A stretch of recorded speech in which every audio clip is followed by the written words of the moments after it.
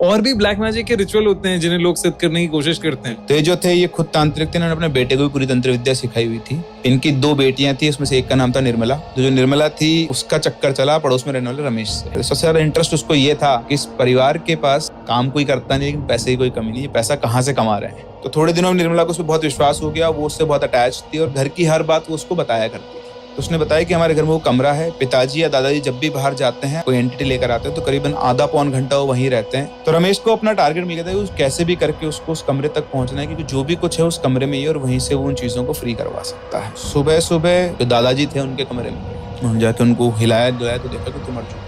13 दिन गुजरे। पिताजी थे निर्मला के फादर, उन्होंने बोला इनके फैमिली से कि भाई देखो, पिताजी की मौत नेचुरल नहीं है, कोई ना कोई ऐसी एंटिटी या कोई ऊर्जा है जिसने पिताजी की हत्या की है और मुझे वो पता करना पड़ेगा। उस दिन अमावस की रात पूरा टाइम उन्होंने सारी प्रोसेस रिचुअल्स किए, अपनी साधनाएं की, अपने पास उनके वजह सिद्धियां शक्तियां थी उनसे पता करने की कोशिश की कि आखिर पिताजी को किसने मारा। इसके बाद सब लोग सो जाते हैं और सुबह जब ये लोग उठते हैं तो इनको इनके पिताजी की लाश मिलती है ऊपर छत पे। इतने से दिनों के अंदर पिताजी भी गए और दादाजी भी गए। ये सब हुआ। उसके बाद वहां से जो रमेश था वो गायब।